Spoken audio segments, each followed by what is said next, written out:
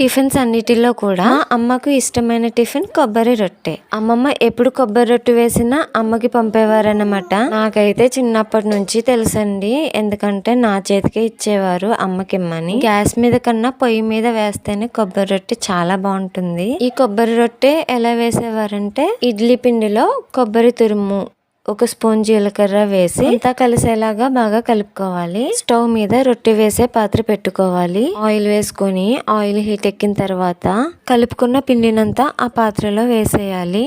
మధ్యలో గిన్నెతో గాని చిన్న గ్లాస్ తో గాని వాటర్ పెట్టేవారండి, ఎందుకంటే రొట్టె ప్రిపేర్ అయిందో లేదో వాటర్ మరిగితే తెలిసిపోతుంది. పైన ఇలా నిప్పులు వేసేవారనమాట, ఎందుకంటే రొట్టె తిరిగైన అవసరం లేకుండా పైన కూడా కాలుతుందండి ఈ వేడికి. ఇప్పుడు మూత తీసుకుని చూస్తే నీళ్లు మరుగుతున్నాయి చూసారా, రొట్టె అయితే ప్రిపేర్ అయిపోయింది. పూర్తిగా చల్లారిన తర్వాత తీసుకోవడమేనండి. చాలా బాగుంటుంది, ఒకసారి ట్రై చేయండి.